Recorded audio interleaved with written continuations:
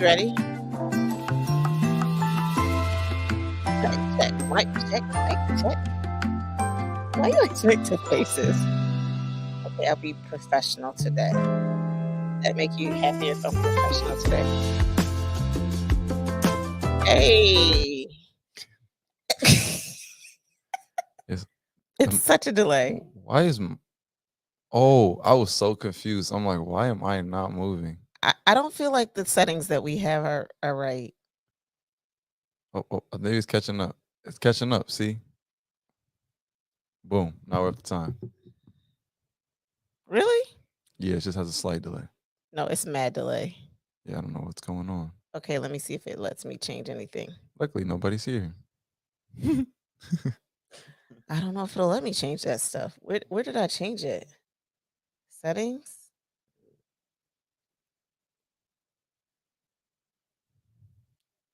Hey, everybody. Thanks for joining. We're going to actually pause and restart.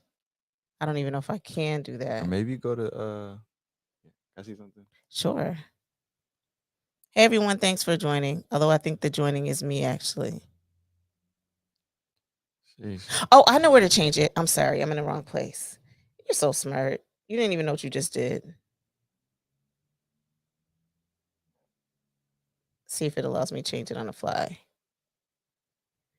All right. There we go. Perfect. Okay, got you. So now it's better. See? Okay. Hey, everybody. Thanks for joining. We got 2 people. Let us know who you are and where you are zooming in or streaming in from. I said Zoom. Stuck in your ways the old time. The old time. I know. We got a new song, and I feel like some people missed out on a new song. We do have a new song, but they'll hear it during the intro. So you got to stay to the end if you want to hear it. To hear the intro? To hear the intro music. It may be that captivating. I'm not typically a dancer, but I was 1 second from doing the worm on Hey, stream. Felicia. That's funny. From doing a worm. Doing the worm. It was that good. The music was that good.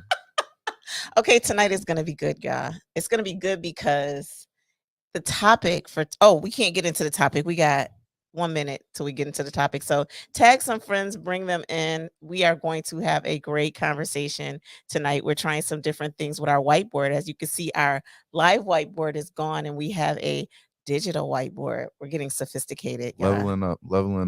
Level up. Pushing the envelope. Level up. Level up. Level up. I don't know about that one.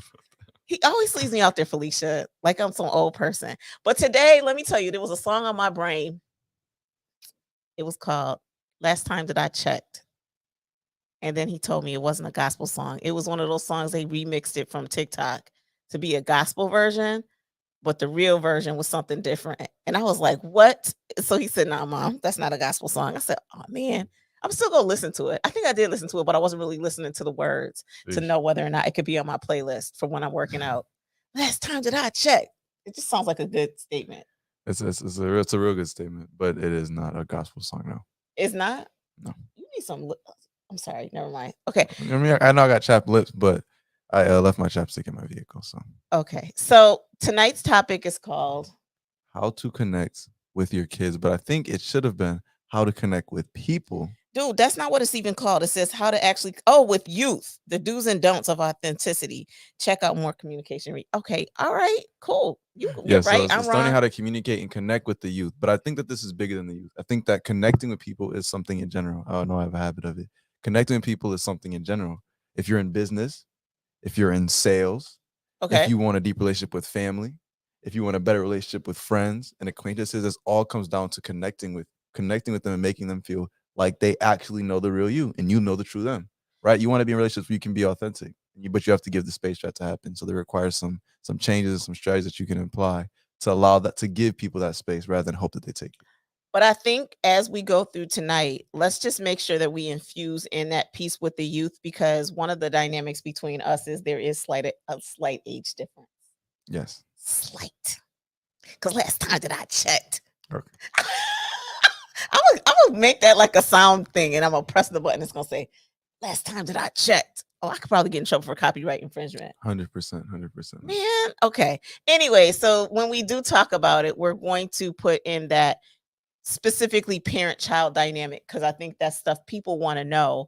And you and I have been having some really different types of conversations over the last couple of weeks, right? Yeah. Both ways. I think we both have been more transparent with some situations. And I think the things we're talking about tonight with the do's and don'ts, even though it's a parent-child relationship, I think we've been having parent-child, but then some adult-to-adult conversations because Right. they're life choices for both of us. And we're just being real, like raw with it. And I think it's because of the things we've developed over the years, but more intentionally since you've been on a gap year. Why are you laughing? Don't worry, I ain't gonna blow up your spot. I ain't gonna go no places. Right. You ever never had a joke just come to your mind and it just makes you laugh? Literally, you just started laughing while I'm talking about serious I'm stuff. listening, you but just the busted out joke a laugh. the joke Okay, see, that's what I'm saying. Where you even this is one of those tips. Number one is if you have a joke that pops into your mind and your parent is being real with you and trying to go to spaces of authenticity and vulnerability, you can't just bust out laughing with a joke in your brain. I tried to hold it in, but it was just sometimes you can't contain what the was laughter. the joke? The moment has already passed. Why can't you share with the people what the joke was? Go ahead. I feel like I'm back in school when the teacher would say, if you guys are talking about something, you can say it in front of the class. Go ahead, and sometimes I don't know if I want to say it in front of the class. Why not? I don't know. I don't know Why if I'm do ready people keep opening the drapes like that? That looks so hood. This is kind of crazy for the street. Okay, but let's go ahead. So let's hop straight into the topic because I know these people are excited for the information today, and it's some good information. So let's give a preface. Let's give the old debrief for the topic. How do you actually connect with the youth and, like I said, with people in general, but specifically the youth, my area of expertise? And why does it matter? I think a lot of people think they know the people around them and they feel like they're connected. But I have a question. Are you connected to the person or connected to that person in the role that they play for you? Now we'll roll back to this later, but I want people to think about. Repeat that question. I think we need to type it in because that was you always trying to make us think and it's late at night. Okay, so you said, wait, hold on. I'm gonna get it too. Hold on, y'all. Be patient. I should have made you write this on a whiteboard. Are you connected to the person? Wait, are you connected to the person or what? Or the person or the position that person rolls in your life. Position that person plays in your life. Sheesh. Okay, so say more about that. So I want to start with that preface of, are you connected to the person or the position that person plays in your life? I often said a lot of people play a lot of hats. But I think if you look at your true friends, your truest friends, the people that you feel like connect you the most, they connect with you, not just a role that you may play for them. You feel like when they talk to you, they're talking to your best interest, not your best interest for that position. Meaning, let's give some titles to it, right? As a parent, it's one thing for me to say, oh, I like spending time with my dad, but it's nothing to say I like spending time with Martin. Does that make sense? No, that makes sense. And so can we like make that question like jump in a little deeper with that question? Because the second piece to it is not necessarily are you connected to the person or the position that person plays, but are you having conversations with that real person or the person that you think they are versus who they are? Is that what you're saying? I'm saying, yeah, I am saying something along the lines of that. I'm saying when you think that you're connecting with somebody, right? Are you connecting with the role that they play, right? Because sometimes someone I care about that plays an important role for me can make a decision for the sake of themselves as a person, not for the position they play. Sometimes you may have to go on a retreat when I have things going on, but for the sake of Latasha Martin, you may have to do that. You may have to take time to yourself to Latasha Martin when sometimes I may say, oh, I want someone to cook. I want a mother to help me cook dinner, help me prepare food, right? But you got to do what's best for you sometimes as Latasha Martin, not Latasha Martin, my mother. That's deep right there because I think that's a hard, especially for moms. The people are joining. Thank you for joining, but that's a hard one. So you're saying when we are trying to, who are we connecting to, the person or the position that they play in your life? And that's a great foundation for our discussion tonight. Because and that actually goes straight into our first point on our dockets, if you will. And we get to demonstrate and show the digital whiteboard for the first time. It's live. I have to show you guys. Wait, hold on. Let me put it over there so they can see that. So let's write down the first point. I feel like I'm in an expensive production right now. This is pretty cool. Okay. You can go right now neat. Okay, you got to make sure you stay on the, okay. Uh-oh. See, I didn't accurately. First time.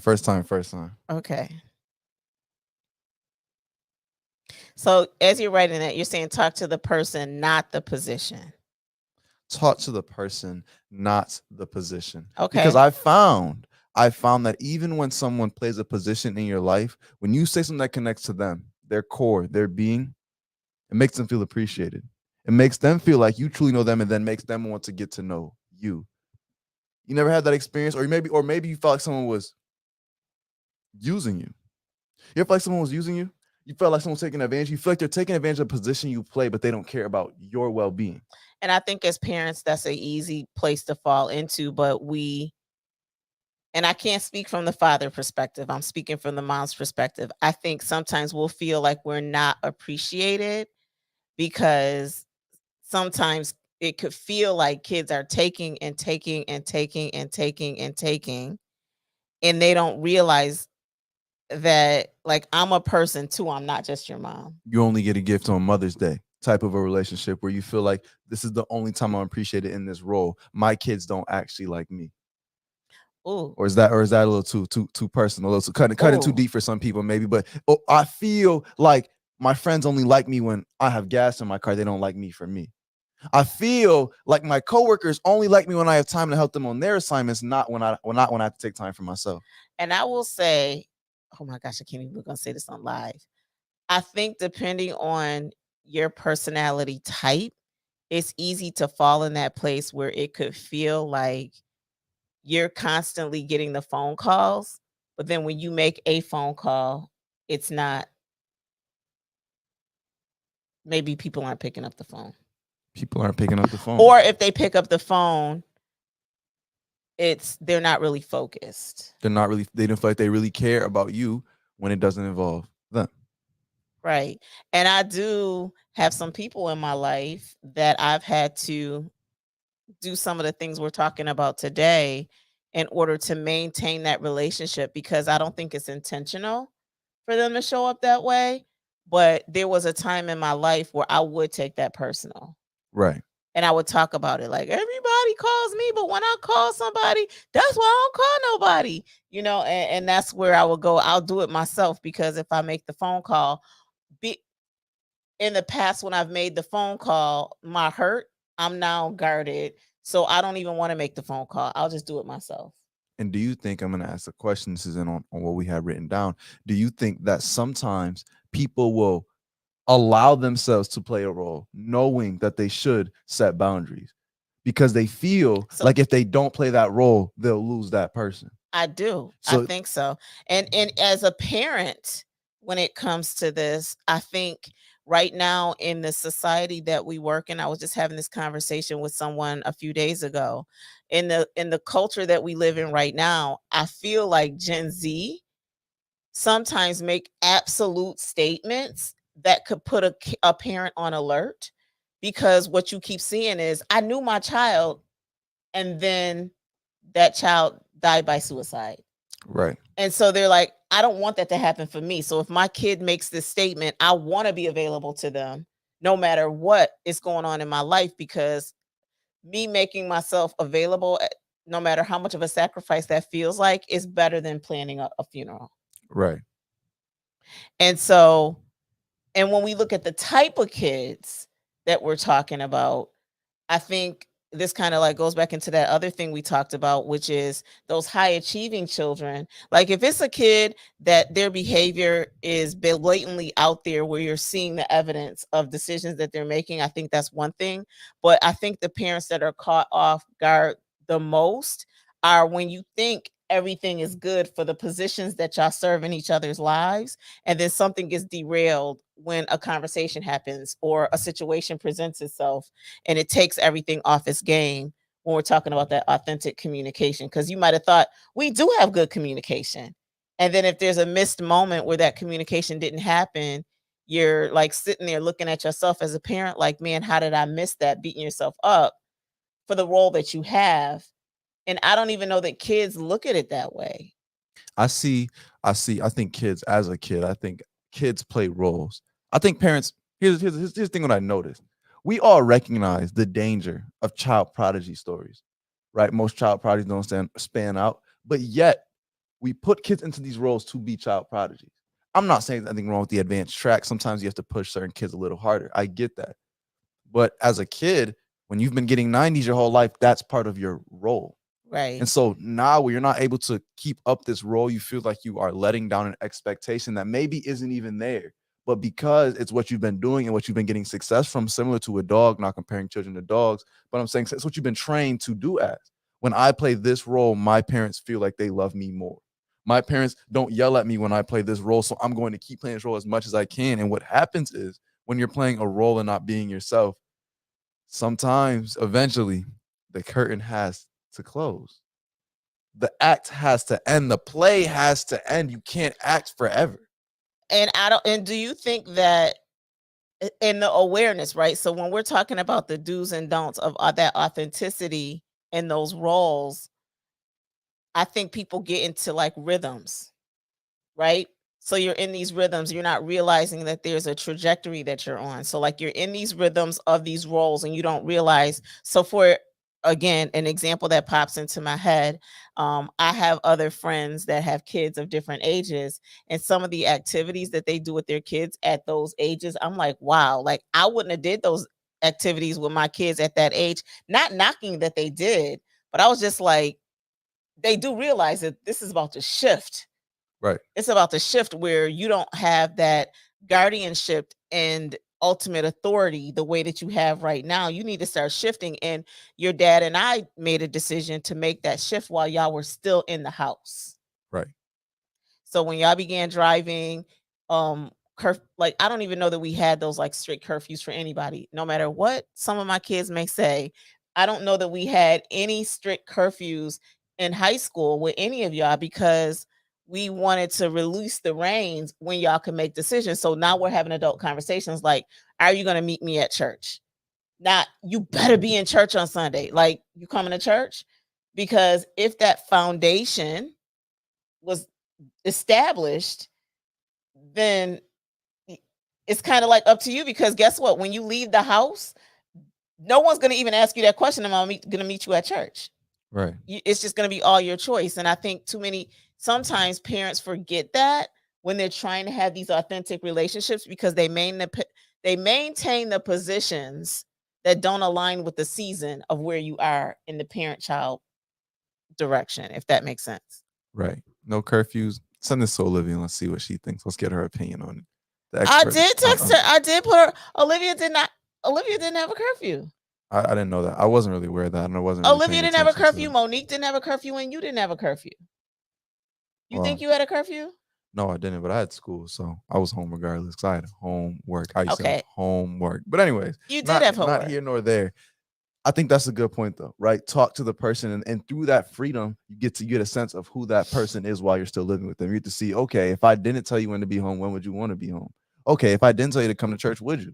Because that's the true person. I think sometimes as a parent, giving that space for someone to be a true person, right? Giving that freedom to really see who they are behind the role that they play for you can be beneficial, especially you're talking about while they're still in the home, rather than waiting for them to get to college and show you when you can't correct the behavior, you can't address it.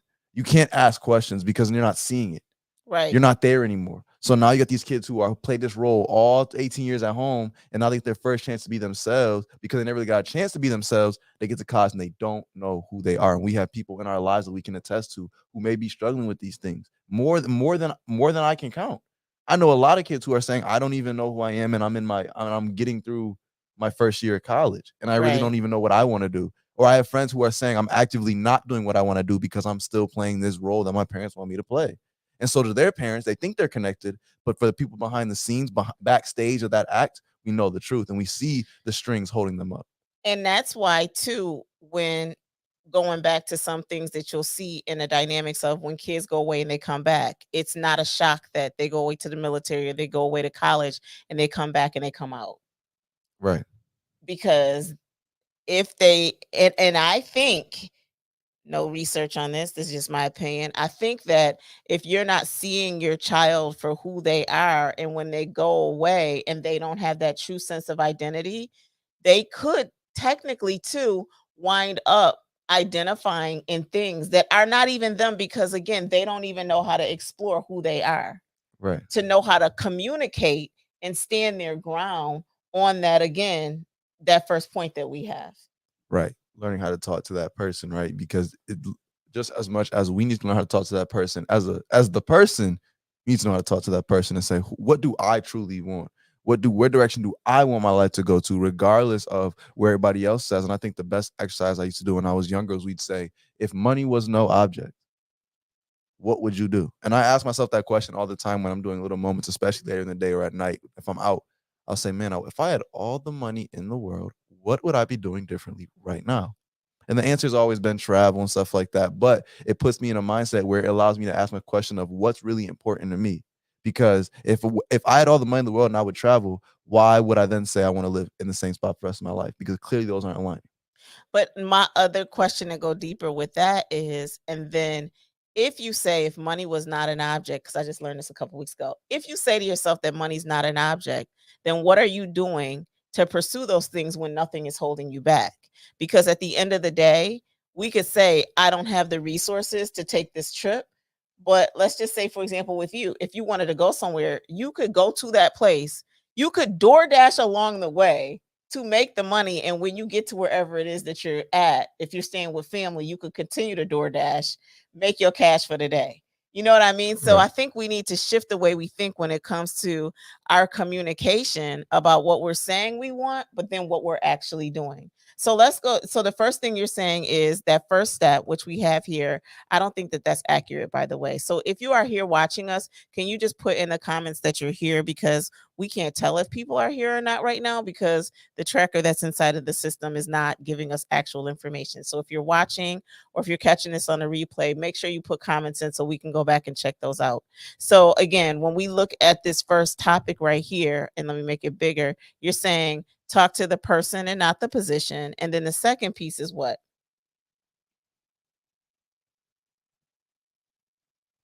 You're so funny. You're writing so neatly. This is a moment. I don't know how to spell Vulnerable. I don't know. ERABLE. People can figure out the essence with that, and we're gonna see what that does. But be vulnerable. And I can let you can start this how you about to start. You can start on this point because it is a pretty general point, but I think it's very important for when you're talking about connection. No, go ahead.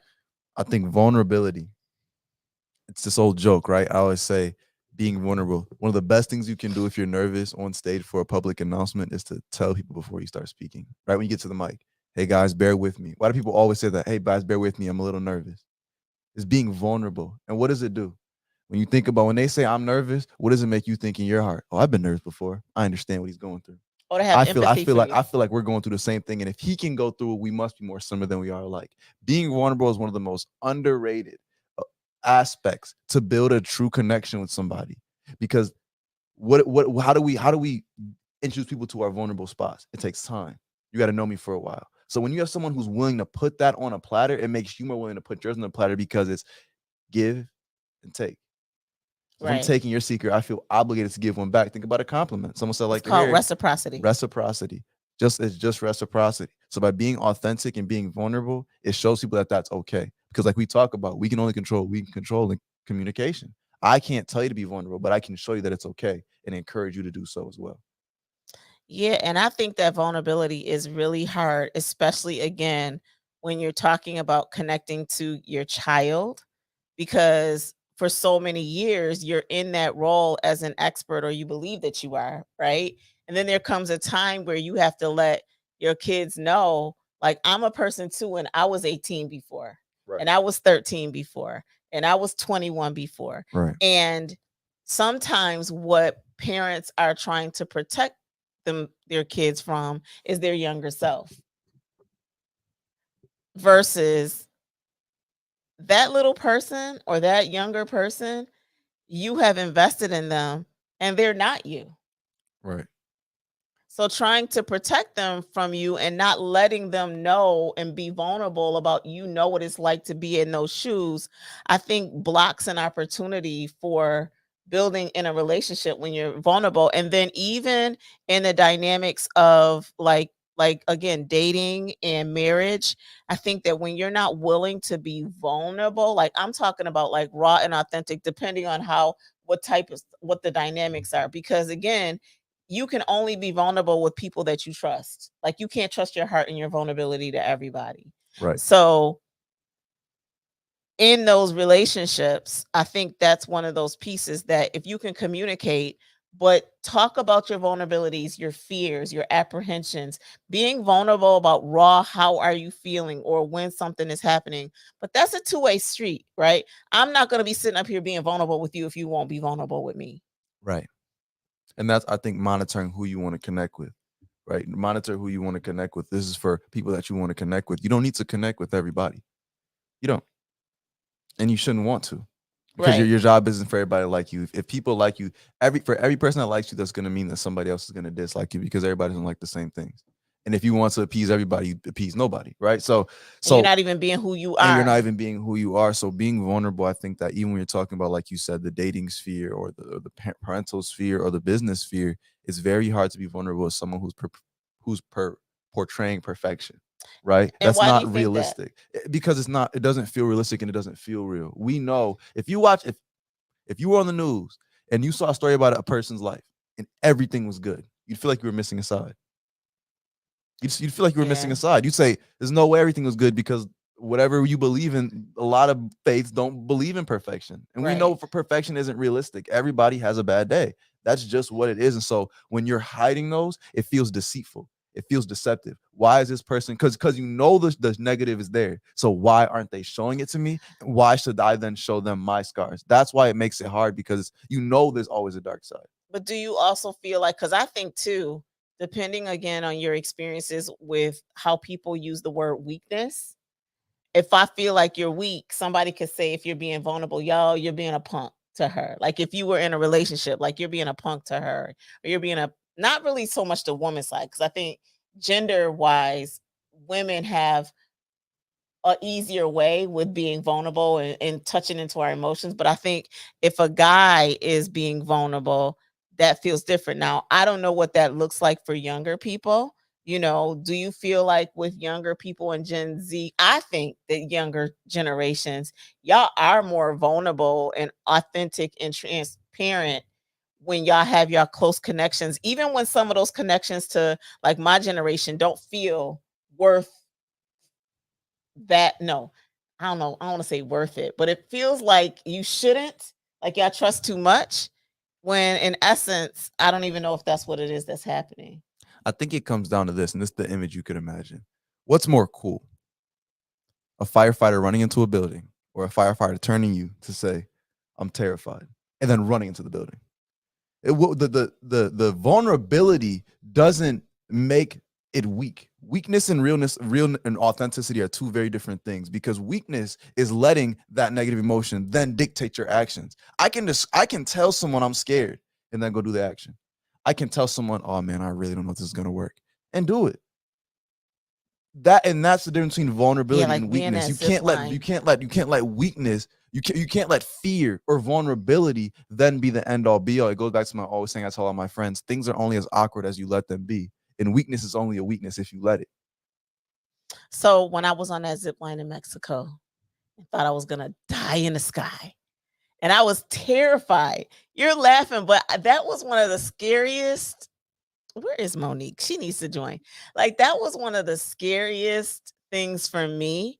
And I only did it because I was honoring my commitment. Like I told you, I was praying the night before that the rain was going to stop the zip line. It did not. I know y'all thought it was funny. Then I got the biggest belt thinking that I could go tandem, because with any of my kids, I could do anything. Then they said I got the wrong belt, so I had to go buy it myself. It was horrible. Jeez. Do you remember that? I remember it was fun. I remember a little bit of memories that it was fun, and we got to go. And I remember the stop was very abrupt, so I was like, geez, I enjoyed the zip line, but the stops stink because it hurt, because I was small. So when I would catch the line, Monique get stuck. I think she got stuck on one of them. She was so little. They made y'all go together. They made me and Monique, because of our size, we had to go with one of you guys, or we had to go with Dad, or I don't know if we could go alone. No, I think y'all had to go together. Maybe. Because they had to have enough weight to get across the Yeah, there's definitely some stipulations, but even within what you were talking about, by being vulnerable and exposing that side, it then allows then as a kid to say, "Hey, I've been scared before, but yet my mom went through this, so what do I think I should do? I should go through with it too, depending on what it is, right?" Well, no, and I think that, like I said, I crack up because the main kid that got me in all these conundrums was Monique. Because when she broke her arm and she wanted to go on a water slide, I'm like, I don't want my baby to go by herself. Terrified of the water slide. And she's like, well, I want to go on a water slide. And I was like, well, I'll go with you. So that's how I wound up on a water slide, which prepared me for the zip line, which, by the way, went through the water. Just The craziness. zip line went through the water. Yes, it was an obstacle course. It wasn't one zip line. Yeah, no, it was a couple. I didn't know it went through no We water. went through water. We had to go on a water slide. How do you see? This is what I'm saying. I was terrified. I remember the details. I was young. You do not remember the details. I do. That was a hot, wet mess. So, so step 2, you have talked to and then being vulnerable, and then Being vulnerable. okay, and then let's switch this out again. Let's go ahead and see the next one. That's funny.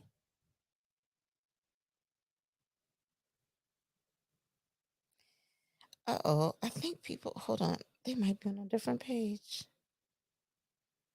People are on other pages. Okay, go ahead. Appreciate, don't appease. What does that mean? So appeasement, we know what appeasement means, right? When you're trying to do what you think will make somebody happy.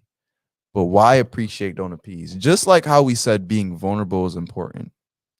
We recognize that when you're trying to become close with somebody or connect with somebody, there's no way you agree with all of my views. There's no way. You're right. There's no way. It doesn't happen. It just doesn't happen. And that's the beauty of life. Opposites attract, but there's no way.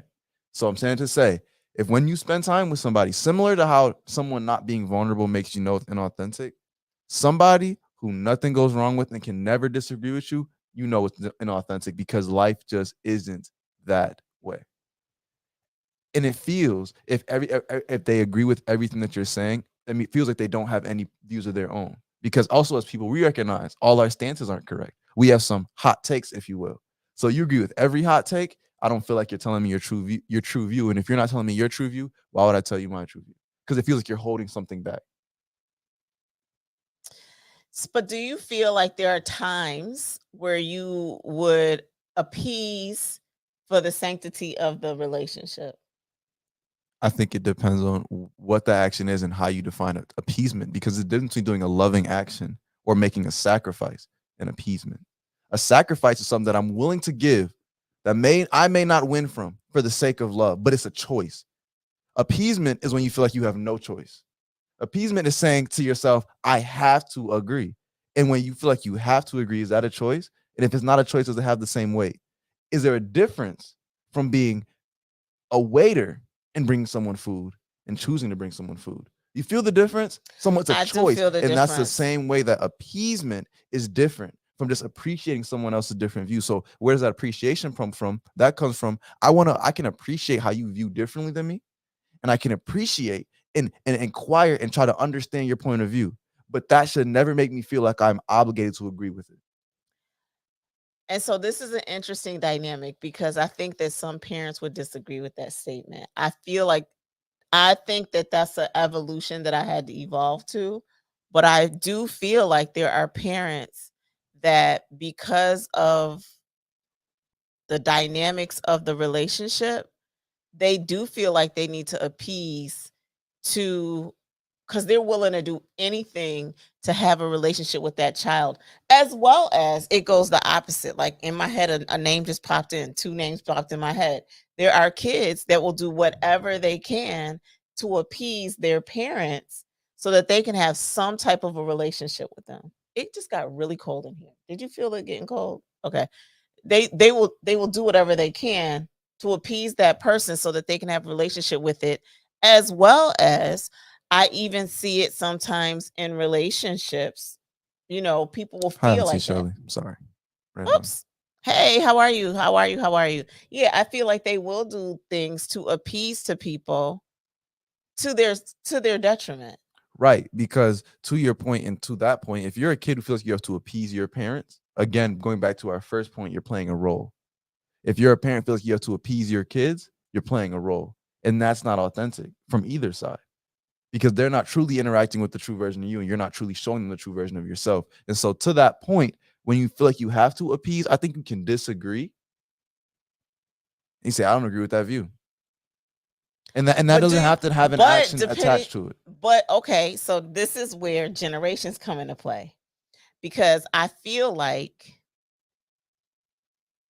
my generation, Gen X, ain't no saying I disagree with our parents. And then I think baby boomers, which are before me, with traditionalists, I don't think that they felt like they had the benefit to not appease and play that role. You can respect, you can follow, you can follow what somebody telling you if you don't agree with what they're telling you to do. But the point of the matter is, to me, then turn around and say, I agree with this, or I can keep my mouth shut.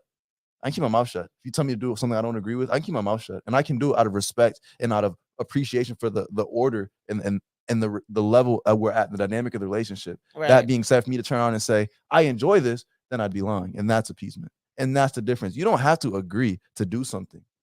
Right? That's not that's playing your role within the relationship. I know we're talking about talk to the person, but it is a person within a role as well. Right? If I'm a kid, I have to respect that dynamic of the relationship, the respect levels. Right? I am the one who's listening. All right, if you're giving me an order as my parent, or I don't know, order is the word you want to use. If you're giving me a very strong directive. If I say, but what I'm saying to you is, I think that is where conflict comes into place. Because if you grew up in a household where you felt like you needed to appease and not because the position of subordination that you played in that house, I think that will go with you as you grow older if you're not aware of that's what was happening. And so then you take that trait into relationships. So whenever there is a person that has authority over you and you are in a submissive role, even though technically, you see in the workplace right now, and they'll be like, no, it's not like that, but it is in some situations. It could feel like a dictatorship. So then what happens in the dynamics of that is they could take those things that they learned in the home and take those into the workplace and not be successful. Right. Because to your point, I think as a leader, you want a leader who can think for themselves. Right? If you want a team that can, you want a leader who's finding someone who can think for themselves and will do what's right for the sake of doing what's right, even if people don't agree with it.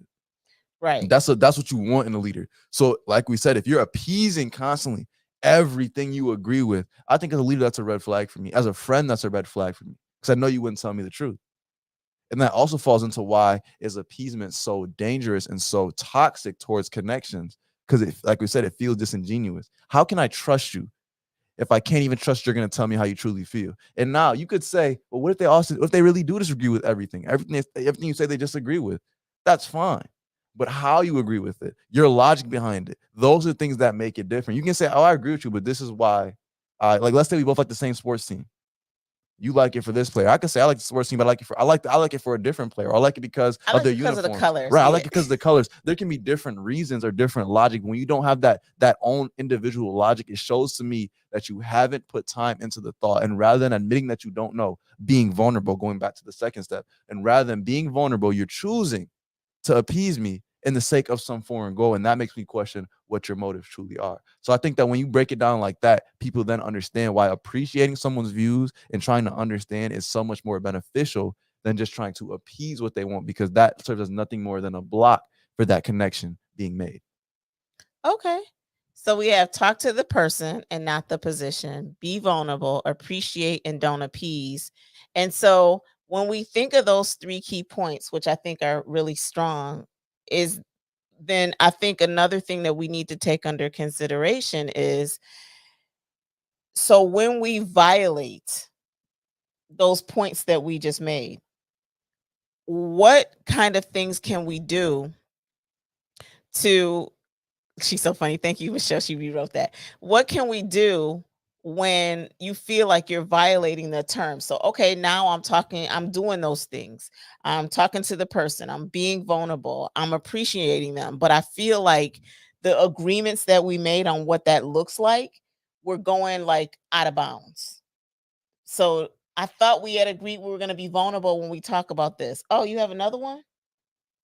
Okay, he has another point before we go to our out of bounds. So let me go ahead and put the whiteboard back up because I missed the point. See, this is why I say it's his show. I'm just here as a guest. But thank you for joining those who are here. What's the last one? Control reactions. Not. Uh-oh. You can just make it all smaller. You can write underneath it. That's funny. Control reactions and not answers. So what does that mean? And that means, as a last point, because sometimes, like we talked about, if you're doing all these steps, there's going to be times where we don't agree, right? And sometimes that's frustrating, especially as a parent. It can be very frustrating. You know, how does this kid not agree with me when I literally raised them, right? How does this kid not agree with me? And I've literally spent all my, like, if they're younger, I've spent literally all your life with me. How do you not agree with me? Right? How are you not understanding how I'm saying this answer and why is yours different? And why are you going to continue to follow that? And how do I react to that? I think what you got to recognize as a parent, as a friend, as a business owner, a boss, or whatever role you play for somebody is that you cannot control what they're going to say. You can't control that person. And if you spend good time raising a thinker, or you spend good time creating a team that can think for themselves, workers who can think for themselves, right? You're in a relationship with someone who's completely whole in themselves, who can think as an individual as well as a part of a unit or a part of a couple. When you're with someone like that, you have to recognize all you can do is control your reactions, but you cannot control answers. Oh, I just understood what you said. You can control reactions, but not answers. And to try to control answers, to put effort into the pursuit of But being do able to you think control some people someone's want answer. that? They do. I think think a lot people of people do want to control the answers, because the thing is, that's where communication gets messy, because then people will throw out words, right? Of, if you love me, blank. Mm. And that's how they try to control that answer, because they don't really want the authentic answer. They want you to appease them by saying what that is. Or what I see sometimes people will do is self-defeating responses. So they'll say, I would ask you this, but I don't think you would do it for me. Okay. Is what I would say. Dude, really? Okay. That's what you would say? I understand. I can control, but to that point, and even what you're saying, some people do want to control the answers. They do, and there'll be times where you'll have your answer, and they'll try to basically conjive your answer to make your answer theirs. So that if they say, "Oh, the light is red," and you say, "Oh, it's green," they'll say, "Yeah, but green is just a part of red, so Let's it's be red." more specific. Or someone can say, "I don't believe. I don't have a faith. I'm not even agnostic. I'm atheistic." And they'll say, "Oh, but you believe in science, so you have to believe in something." And they can say, "No, I don't believe in anything." You can say, "No, you have to believe in something." What you're doing is trying to control the answer. You're not happy with what they're saying, and then rather than saying, "Ooh, I don't agree with that answer, but I understand. Whatever you believe in, man, enjoy your life." You're trying to make them answer the way you want them to. So you're controlling the answer rather than controlling the reaction, and that's a faultless pursuit. And I think that's a tricky one too, because depending on how good you are, people can try to control the answer by asking different questions. So for example, I love the thing that you say when we talk about faith, because I think a lot of people would have a hard time defending their faith. I do. I think people think they can defend their faith, but when the rubber hits the road, or you find yourself backed into a corner, like, I think a lot of people that I know can't defend their faith outside of quoting a scripture. Right. You're a talk box. No, he didn't say talk Sorry, box. that's rude. That was rude. But it's real though. I think it's real. I think that's real. And so I think that, again, when this point is brought up about controlling actions, I think in the terms of relationships, the more you get to know each other, the manipulation comes in, because now I know you. People are predictable. So if I think that I know you and I want to control the answer, I'm going to ask questions differently, or not ask the questions, or not have the conversations, trying to control the answers in my head, which is even worse. Right. Because I'm not even giving you a chance to answer. So that's really good. I think that that's a good point. And so if you're watching this again on the live or the replay, and you're looking and saying all of these points, I would love to, ask you even those questions of, do you feel like there's been a time where a person was trying to control your answers because they would ask those questions. And one of the things, two people, their responses is just say that. Like they'll say, well, just say that. And then I'll be like, well, do you really want people to say what they want to say? Right. Could you control your reaction enough? Do you believe you have enough control and restraint over yourself to react, not to react for yourself and not for what they're saying? Right. If you can say, oh, wow, that surprised me. But are you angry because they didn't say what you want them to say? That to me, you can be surprised. You can be angry with what someone says, but are you angry and then saying, I think I can change it? I think as someone who has been on both sides of that, right? Not right. I'm not perfect. I've been like, no, that can't be right. You need to say what I want to say. As someone who's been on both sides, the one thing that will shut that down every time is saying, I understand what you're saying, and I agree with what I agree with. And I don't think you're gonna be able to change my answer. Being real. I hear what you're saying, but this answer is my own. And I guess this is an ultimatum in itself. And if you accept me for my wholeness, you need to accept this answer. And that could be hurtful. That could be hurtful, especially on determining the dynamics of that relationship. So, like, even with friendships, right? You could say, well, the dynamics of this friendship has changed. Right. Maybe we aren't even like supposed to be like what we were ever again. That could be so hurtful to come to that realization. But the reality is that answer is authentic if you really want to hear what they really want to say. Right. Are you doodling? Yeah. How does he get? Sorry. I always thought you were writing some deep point. Yeah, and you're doodling. I saw you look over at the writing. I'm like, oops. Trying to write a cool design I thought of. See what I'm talking about? Random jokes. Just be hitting my mind sometimes. But now this sounds great, right? You have all these pieces, right? You're going to talk to the person, not the position. You're going to be vulnerable. You're going to appreciate and not appease. You're going to control your reactions, not answers. But how do you do that? What are some strategies you can use to actually do that in your own particular life?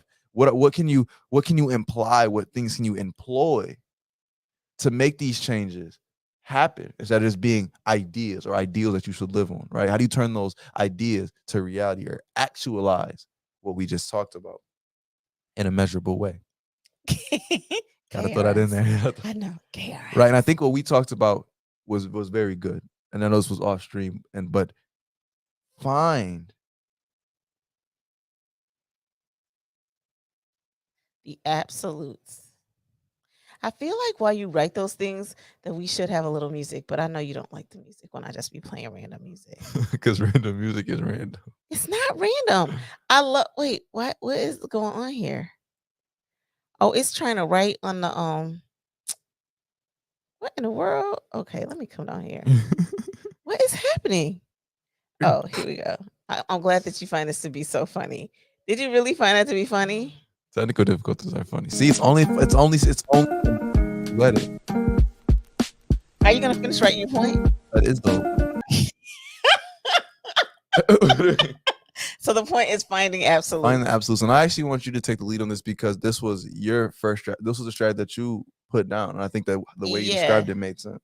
So when it comes to defining absolutes, I think one of the things that's important is, so an absolute are what are going to be the things that are not going to happen as a result of these communications. Like, what are our absolutes? So if I'm married and I make a decision to say divorce is not an option for us, then when I'm doing those other things on the previous page, I need to know, make sure you watch your words so that you're not chipping away at the core essence of saying, well, now I want a divorce. Right. Because if we've decided that divorce is not an option for us, then none of our conversations should have that as a part of it. Or keep breathing into the mic, and I apologize because I hear it and I'm like, why am I breathing so hard? But it's just my nose. Sorry. Okay. Random. Okay, so then the second piece to that is, so like in a family relationship, right? So your relationship with your kids, if I know at the end of the day I love my kids and I want to have a relationship with the kids, then again, when I'm employing all the things we talked about and I want to have authentic conversation, that authenticity should never be like a detriment of, well, then fine, if you don't want to talk to me ever again, we don't have to do that. Don't even say that, Right. because you're my kid, you're my child. I obviously want to have a relationship with my child. So there's got to be a playbook on how we have these authentic conversations. And I would even say, if you're dating and the goal is marriage, well, then we need to work this out with each other. But it can't be like, I want to break up if the goal ultimately is to get to marriage. Now, that is, out of the 3 relationships that we talked about, the one that as you go down this road together, you may realize we are not right for each other. Right. But if the point is, if we're thinking that we're having our conversations based on the goal of marriage, then us cutting that off should not be something that we happen right away. Right. If I'm sorry. I was holding back the laugh, and then by trying to hold back a laugh, it made it keep coming back like a sneeze. what is so funny? It, What are you thinking about? I'm listening. I was listening, and it's just something hit the back. It's just sometimes jokes just. You never just saw something. Like, you never just saw something that was just No, funny. not in the It middle was of a just serious funny. It was just the conversation. essence of it was just it's just Listen, comical. And then when you that was leave, comical. the That's why. essence just That's how I feel. You just be putting out a funny joke. I just put on a random song. Okay, back to what I was saying about my absolutes. So when you're looking at, like, even with an employer, if ultimately you work for an organization that you like and you have a boss that you respect or a manager that you respect, then when you follow those things we just talked about, all of those guiding principles on how do you have authentic conversation, there's words and there's things that you should be putting rules or plays or, you know, agreements in place that we never go past those things when we say ultimately quitting is not an option. right. And I think that sometimes those absolutes don't even have to be what aren't an option. It could just be the things that connect you to that person, right? I know I have certain friends who our relationship is founded on, let's say, basketball. Like, that's how we connected. Like, that's how we hung out. That was our reason for even being friends in the first place. And so I remember the one time we always joke about, like, we were like, man, I'm never playing basketball with you again. Like, and then we held it up for like months. We'd always see each other. We couldn't play in the same team. That was the rule. I was like, I'm not playing Really? with this guy. Yeah, it was like, I'm not playing with this guy on the team, because we made an agreement. And it definitely did put a dent in the relationship, or a stint on it for a while, until we took that off and said, this is childish, this is pointless. And then what happened is, through that time, because the absolute had changed, now our absolute isn't basketball. It's The care. friendship. It's care. It's the friendship. It's brotherhood. That's what it is now. And so now the equivalent of what was we won't play basketball like then would be, I'm not your friend anymore. And I would never say that, because, like we said, because we found those absolutes, I now know where my guardrails or my boundaries are. And that's a boundary that you just can't cross, because that's the reason that you guys are even in any communication in the first place. So as friends, did y'all feel like the best reason for you not to play together is to keep the friendship, or y'all were saying like, Man, it was because he wouldn't pass to me, and we lost the game. And I'm like, dude, like, what are you trying to prove? I know I'm open. I know I can't make it every time, but I'm open. Why are you trying to play 2v1? And so I know I'm getting a little passionate, but that's how it started. It was like, dude, you're not playing the way I want to play. And so it wasn't to keep the relationship alive. I had a temper tantrum, and I just wasn't going for it. And I left mid-game. We were in the game. We didn't even lose yet. I just took my stuff and went home. I'm like, I'm not even gonna finish this. This is pointless. I said play 2v1, and I left. And that it was anger, but through that anger, it eroded that absolute. But luckily, through the people that we are and the relationship that we had, we were able to rekindle that through other things and continue to be friends and continue to talk to this day. One of my riders, one of my real close friends right there. And that's how it happened. who was this? Only one friend really, me and him butted heads over basketball, really. Okay, we'll talk about that offline. No, it's okay. He was on the show. It's only one friend that who's around my Jordan? size? Jordan was my Really? basketball rival, because he was from New York City. He's about my height. He was a little heavier. I was a little quicker. I could shoot a little better. He could drive a little better. He could pass a little better. So I was like, all right, this is my twin, not twin. And when my twin, not twin, was acting like we weren't twins anymore, and he wasn't passing me the ball, I had to say this. Were you following? So you weren't using these rules? I was not using these rules. I was not aware of these rules at the time. I was simply just trying. I was in middle school. I was in 8th grade. I was just trying to get to high school. I was not following these rules. But to that point, what rule we were following was we were both being authentic. I was fed up and he was fed up. We made that known, and we took that space. And that was the way that I was able to get to know the true Jordan, was through that moment. Even in that moment of intensity, being like, I'm gonna follow what my heart tells me. My heart tells me I don't want to play anymore.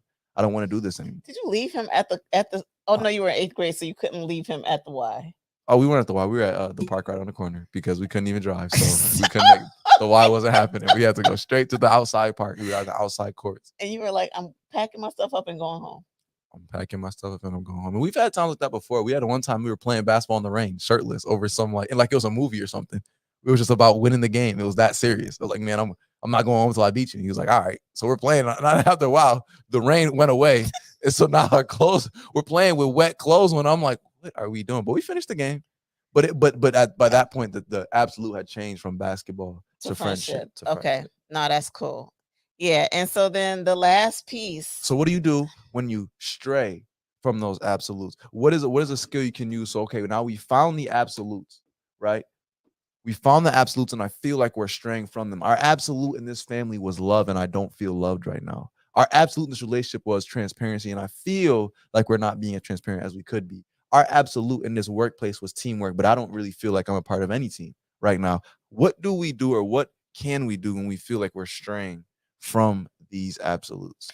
I think that's the time that we take like the 20-second timeout and reset the room. So I would ask, when you say reset the room, what does that look like to you? I literally disrupt and reset. So like this afternoon or this evening, I was having a conversation with some people, and it was getting tense.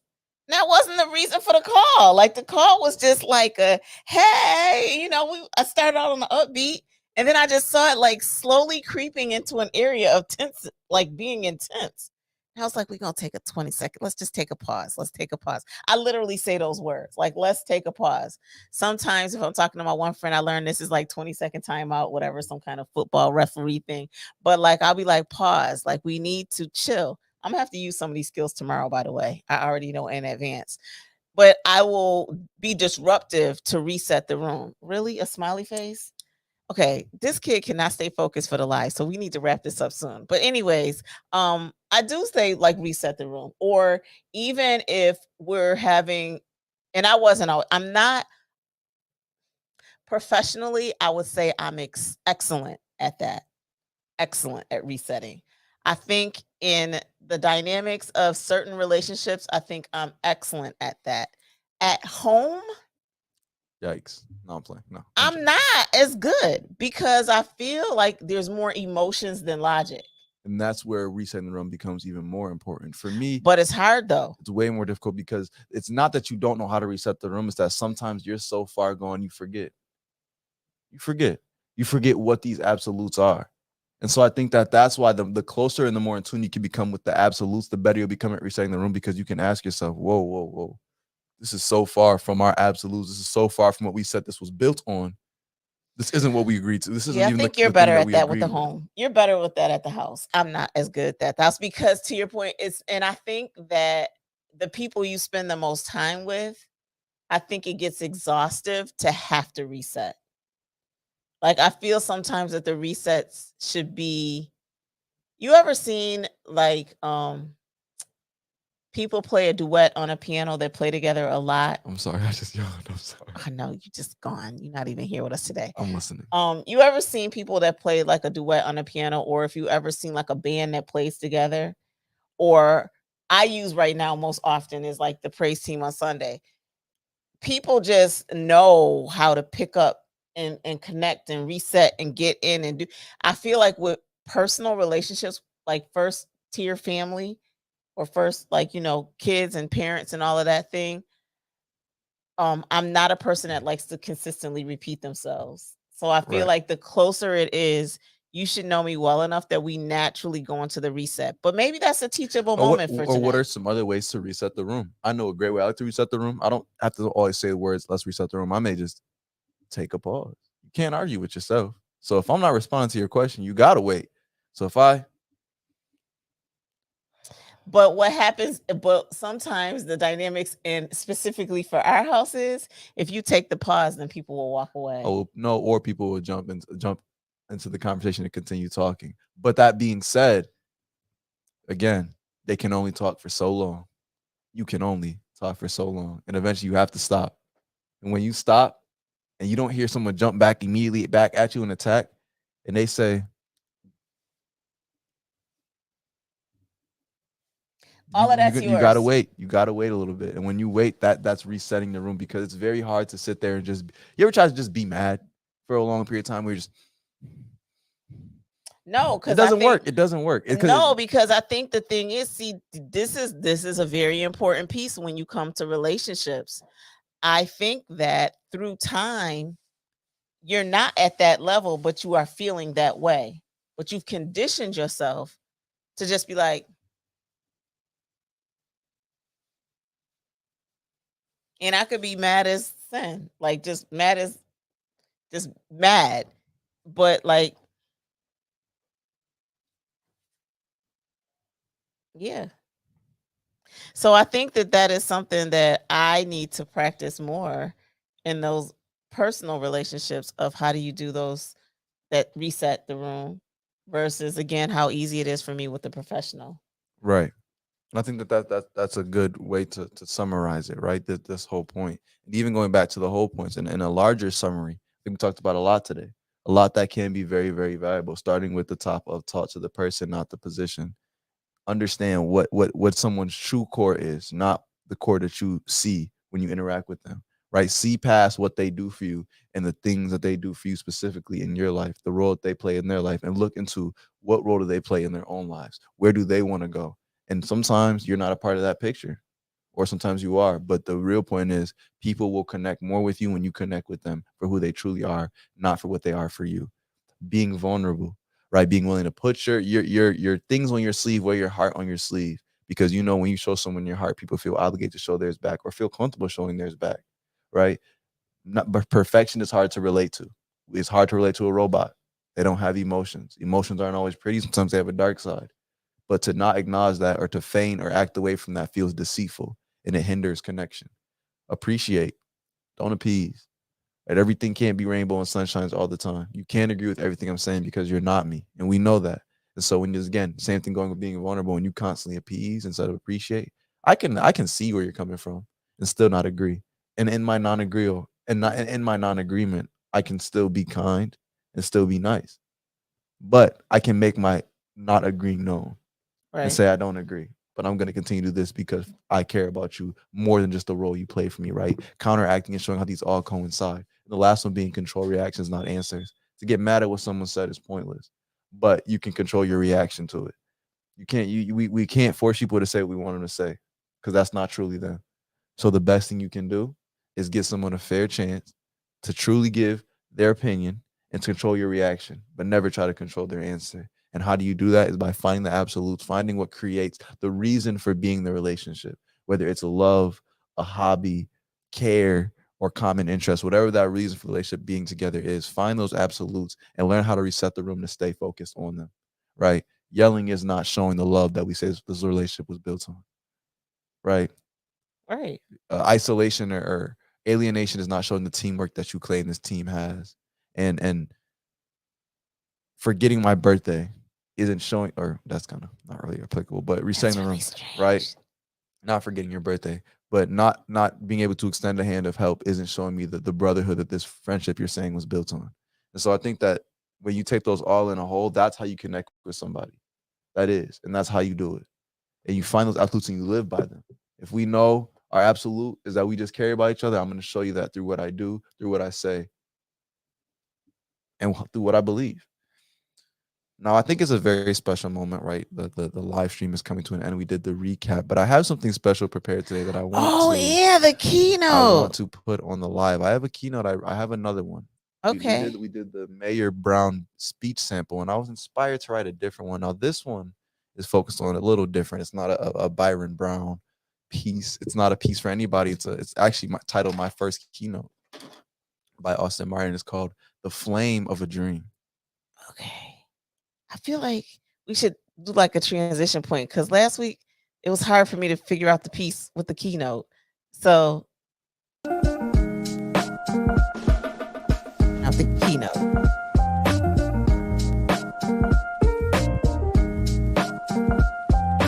The keynote is prepared. Okay. Do you want me to put a banner that says keynote? I think you should, for the sake of finding it later. Okay. And the Keynote number 1. And No. what is it called? The flame of a dream. Sorry. So this is a piece that I wrote, and I want it's an extended analogy on what a dream means in society and the work that goes into protecting said dream. Wait, I'm not even supposed to be in this. Keynote number 1, The Flame of a Dream by Austin Martin. Look at them. They look like masses of regret, slowly traversing the rains of life, covering themselves with makeshift umbrellas, mostly labeled in government warnings.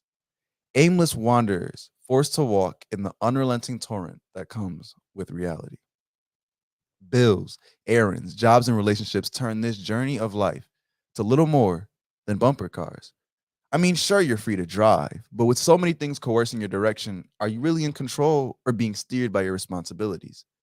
With each growing day, the endless task list grows more bottomless, and you find yourself in a vortex, unable to even right yourself to begin fixing it. Millions of people, right before our eyes, pinball through life cold and empty, but the mask fools the unassuming onlooker, the role many of us play. Not to fault of our own, as many times we're all actors in the same play of confusion. But to talk about this state, this all too real reality for some, there has to be a better way. Is wandering purposely the purpose for people? A light, no coverings, a hobbled mess cuts through the crowd, jogging at times, often walking slowly and limping at others. Yet they walk onwards with a small light. Gotta swallow, sorry. In their hand is a candle, which they cover, nurturing the flame. It seems to burn them slightly, but the wince is dwarfed in the gravity of the determination. Why? Why walk with this flame? Though it provides heat, it burns you still. Why waste all this time and effort nurturing a flame people are too drowned in their own lives to even notice? But you watch. Watch as they keep walking, the fire illuminating the determination in their eyes. They press onward, the rain pressure stinging their face.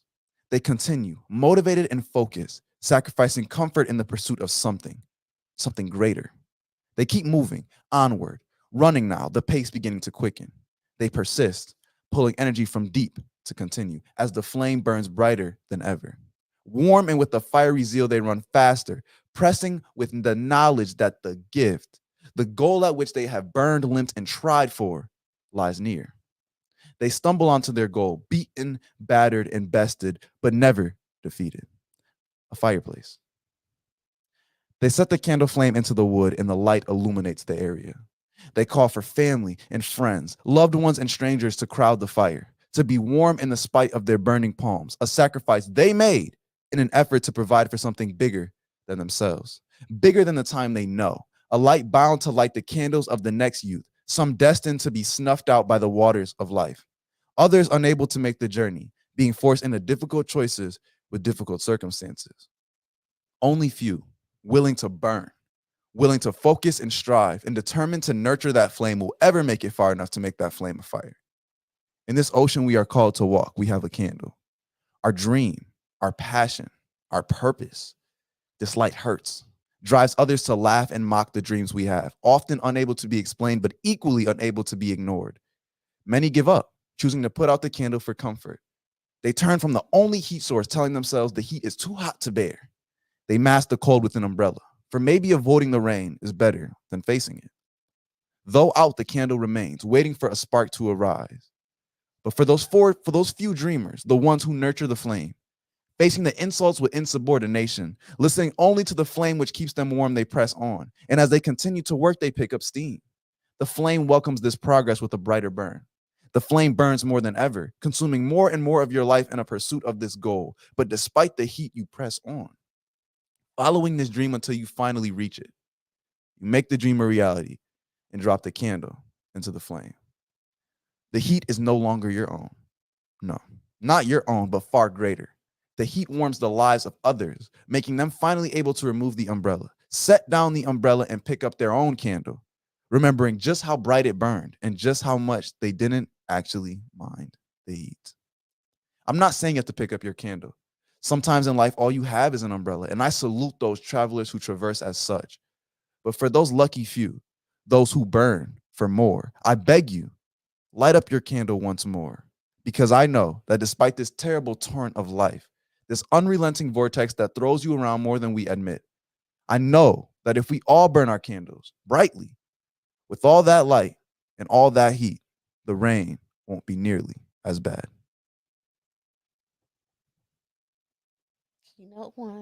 Keynote 1, The Flame of a Dream. If you would like to book me for a keynote, you can catch me and contact me. Can we just take a moment to... That's what you're supposed to do, right? I'm supposed to... Wait.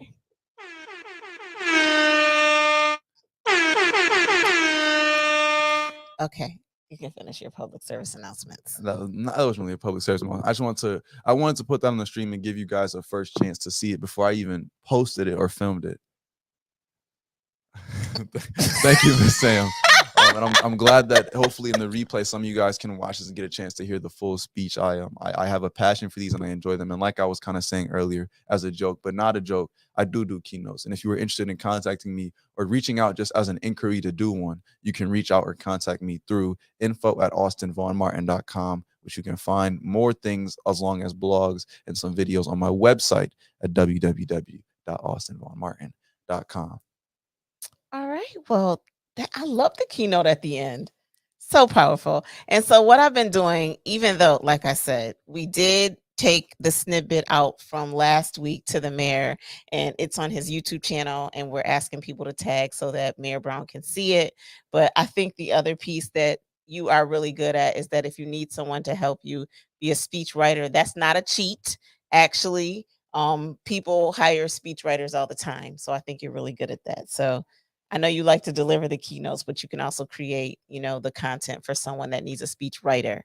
So hopefully you enjoyed tonight. I thought it was really good about how do you have authentic communication with the youth, and then even just in other dynamics of relationships. So I thought that was really good for tonight. And so thank you so much. I know we didn't have a huge audience. Actually, I don't know how many people were here because the time thing showing us how many people was here was not accurate for the night. But for those of you who are catching us on the replay, thank you so much, and listen to this. We'll be chopping up little segments so that you can see that throughout the week until next week. And then also, I think you forgot to remind people that instead of doing the generational lives at 1 p.m. on Wednesdays, we are shifting that to be 10-minute talks. So Austin's going to be doing some 10-minute talks on some different communication topics that are relevant to communicating with just people in general. But he always tries to infuse that one piece about Gen Z because that is where he is a subject matter expert. So thank you all for joining us tonight. And again, because we are on live, you know that we have to play our outro music. And for those of you, you know. If those who don't, you don't. And I got a new song for us that some who missed it from the beginning, you can now listen to the song as we exit out. Thank you guys so much for joining us tonight. Thank you. Have a good one. Come on, Dan.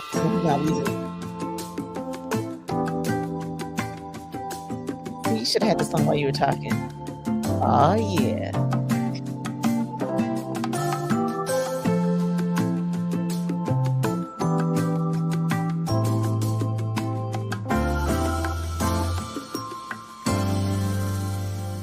I like this song. I like it.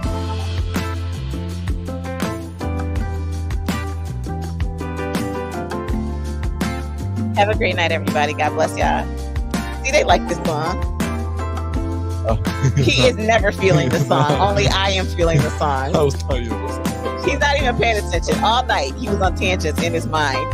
Talk to y'all later. Thanks, Sam, for joining. Thanks, Michelle, and thank you, Felicia.